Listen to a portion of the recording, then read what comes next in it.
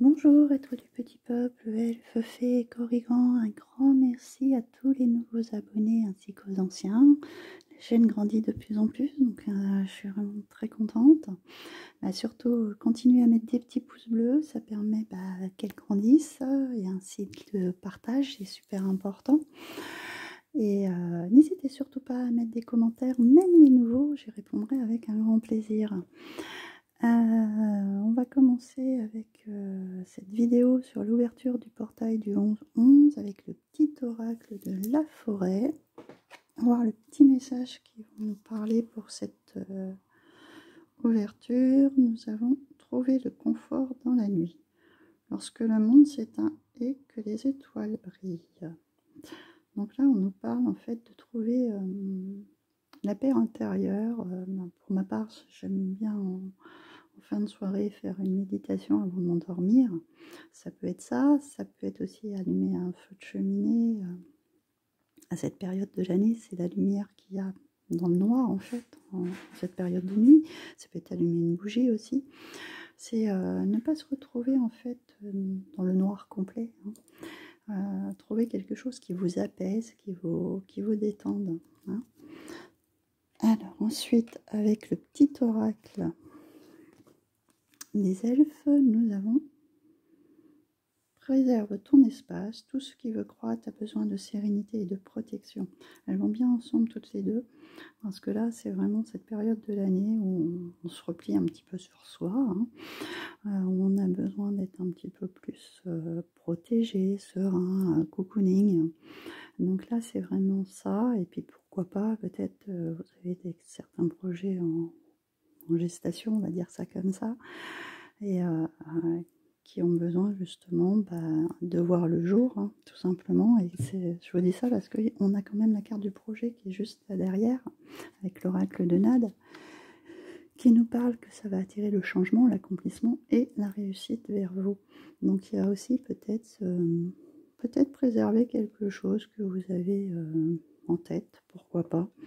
Et pour la nouvelle année tout simplement, il faut savoir garder les choses un petit peu, on va dire, à l'abri, et les cocooner, que ce soit là comme on voit ce petit elfe qui arrose son jardin, comme on dit, on plante une graine, après il faut l'arroser, etc. Et ça met du temps avant de germer et de fleurir. Donc là c'est vraiment la période où on va dire vous cocoonez et vous protégez ce que vous voulez mettre en place. Vous vous protégez aussi également. Pour moi je le sens aussi un peu comme ça. C'est un peu se préserver soi-même et pour pouvoir repartir sur de nouvelles bases. Donc ensuite je vous ai pris la sagesse des royaumes cachés. Ça faisait un petit moment que je ne l'avais pas pris. Donc on nous parle du roi métallique avec la discipline, l'armure et ses limites. Nous avons le duel des dragons qui, lui, c'est les conflits intérieurs, la moralité et les choix conscients. Et le cartographe du destin qui nous parle d'objectifs authentiques, d'inspiration et de libre arbitre.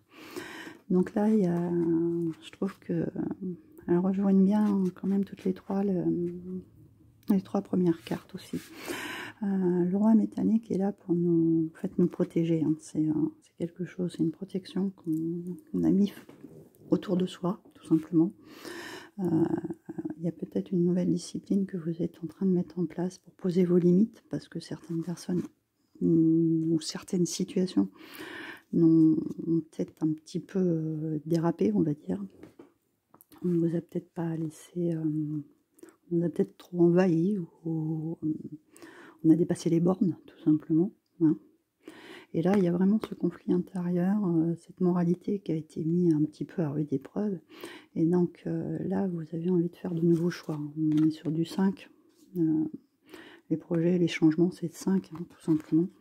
Donc poser vos limites, peut-être être beaucoup plus, comment dire, voilà, on y passe, quand on parle de discipline, d'être un peu plus strict envers certaines situations, ne plus laisser certaines choses vous dépasser, ou être un petit peu, comment dire, être un peu plus en lâchant du lest en fait. Et là ça c'est non, parce que là il y a réellement un conflit intérieur qui qui dit que ça, vous ne voulez plus. Hein. Ça, c'est clair, il y a une dualité. Et donc, avec le cartographe du destin, c'est le libre arbitre. On impose clairement ces nouveaux choix, peut-être justement. Ce qu'on a laissé un petit peu déraper, par exemple, ou une situation qu'on a laissé un petit peu s'installer, et qu'on n'a plus du tout envie que ça aille trop loin, en fait. Hein.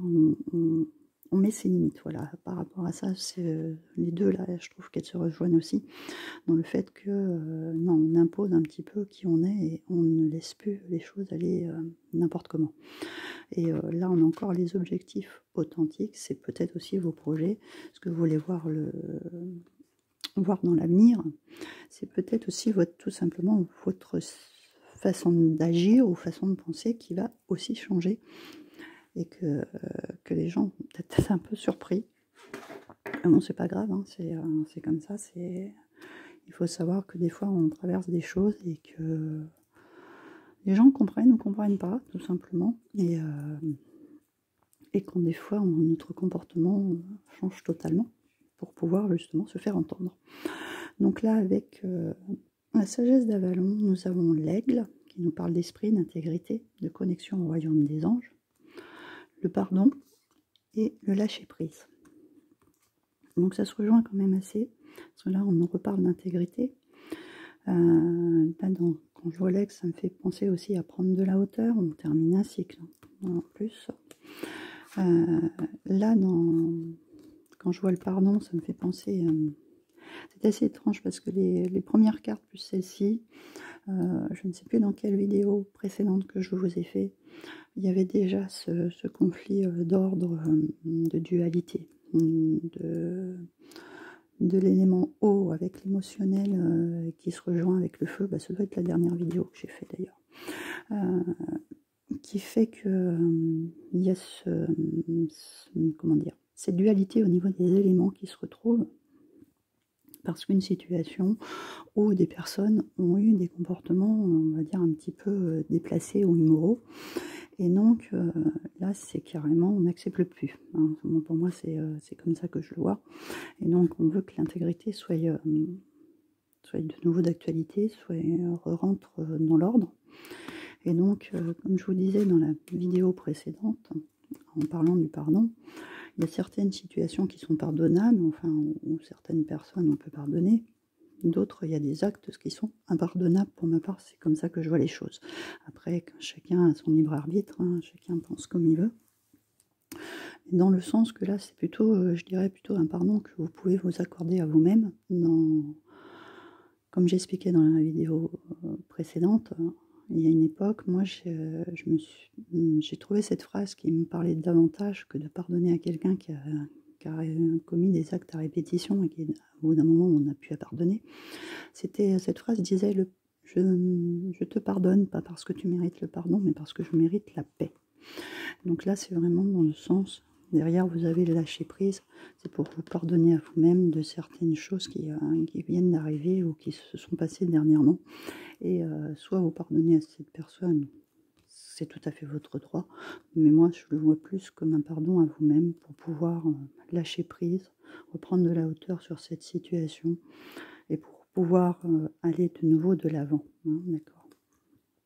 N'empêche qu'aussi, il y a une très grande connexion avec le monde des esprits. Donc vous avez forcément reçu des messages qui vous font avancer aussi dans cet état d'esprit. Avec les brumes d'Avalon, nous avons donc Merlin qui nous parle de magie de perception, toujours, d'équilibre et d'alchimie.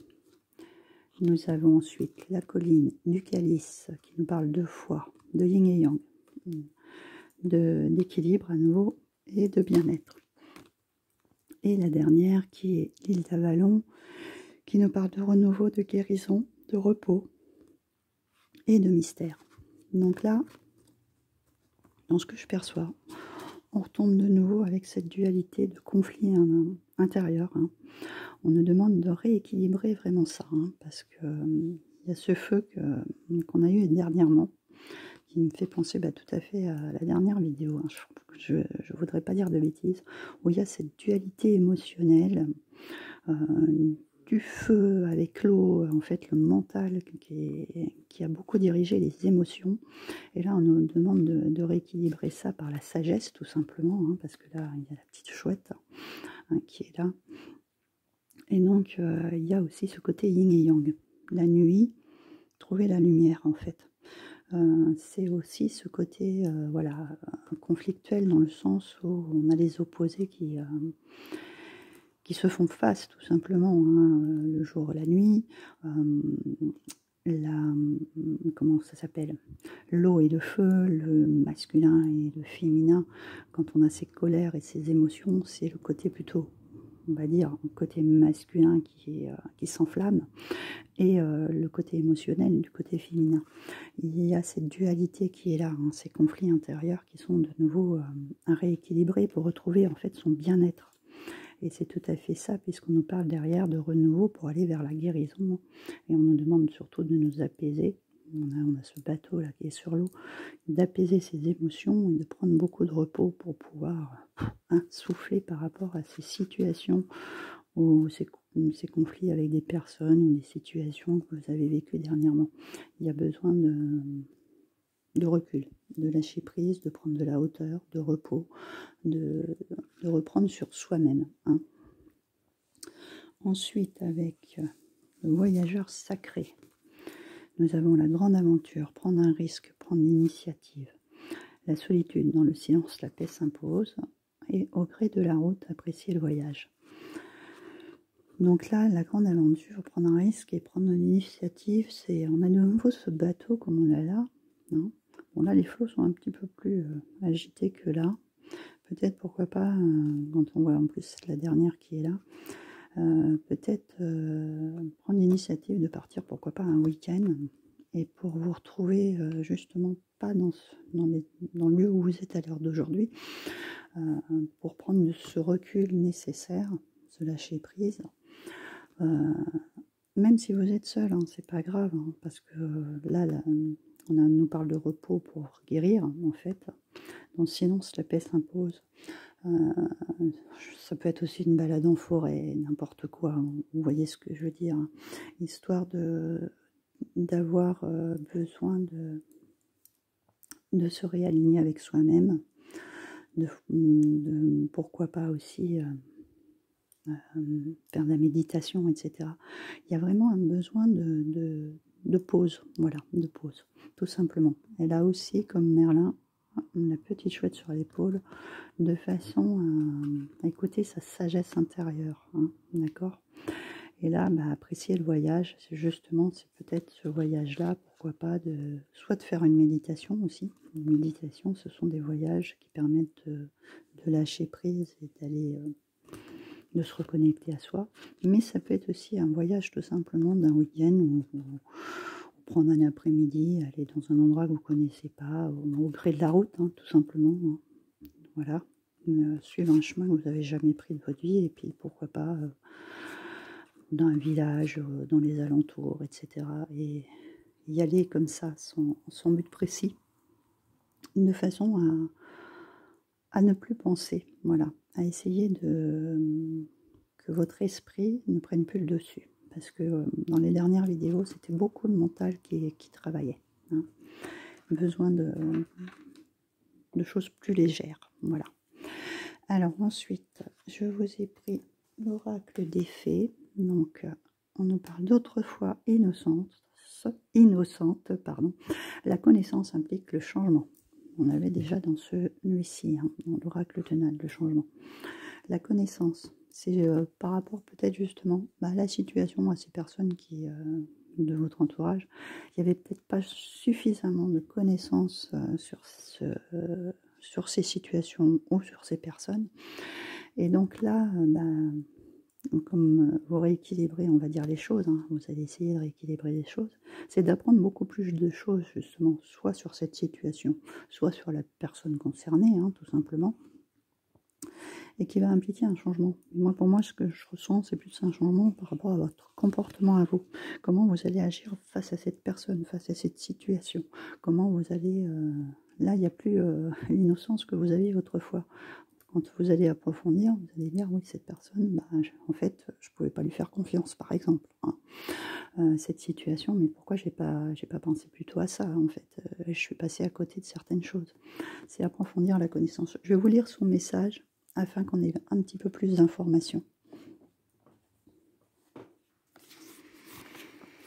Alors, le message divinatoire, je vais prendre celui-ci. Alors, avec un peu de courage, vous pouvez à présent devenir ce que vous êtes vraiment sur le plan magique.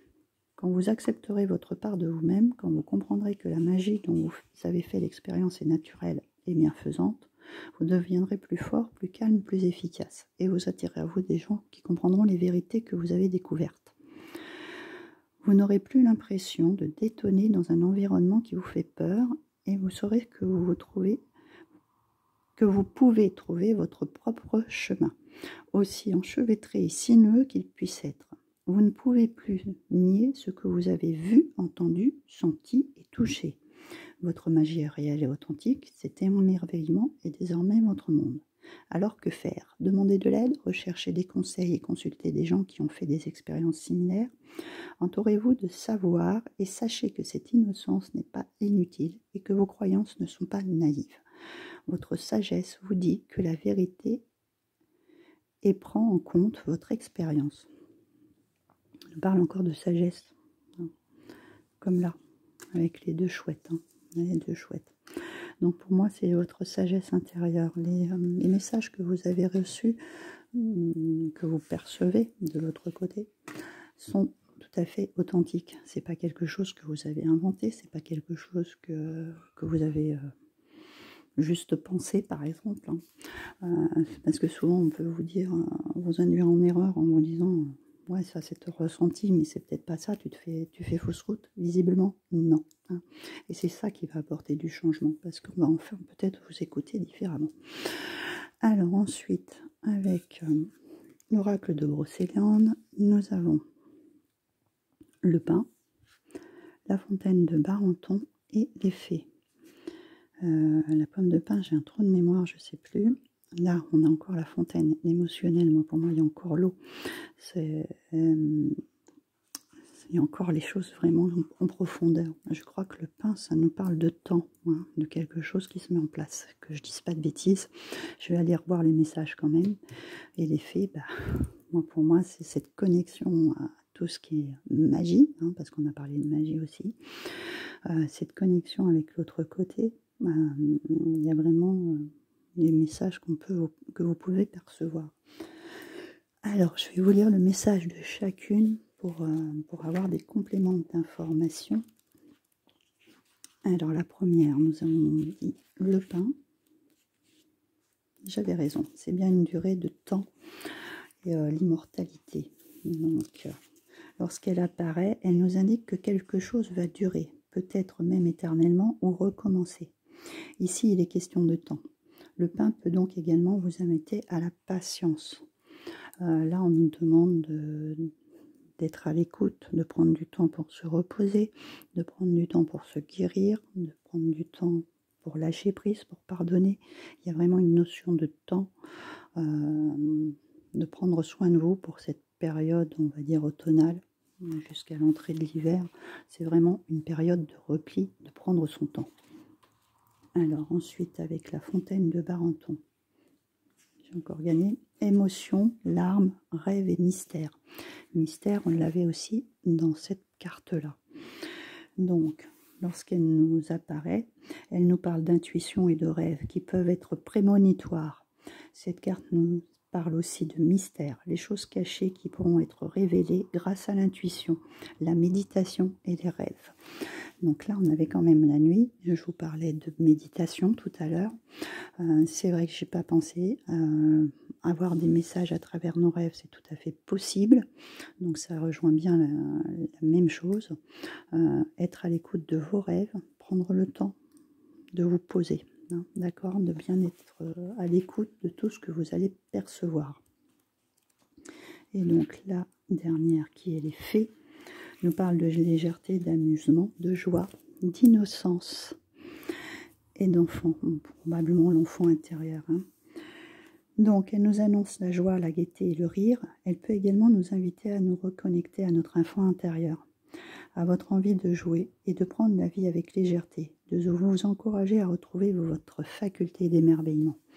Donc, quand je revois la situation un petit peu globale, c'est essayer de s'envoler, de respirer. On a quand même deux fées là qui se rejoignent. De prendre les choses, je ne vais pas dire avec ce recul, ce lâcher prise, et reprendre de la hauteur. Vous envoler à nouveau, être beaucoup plus légère pour les mois à venir et avancer de nouveau pour aller vers cette nouvelle route, ce nouveau voyage, ce nouveau projet. Donc voilà pour les énergies de cette ouverture de portail du 11-11.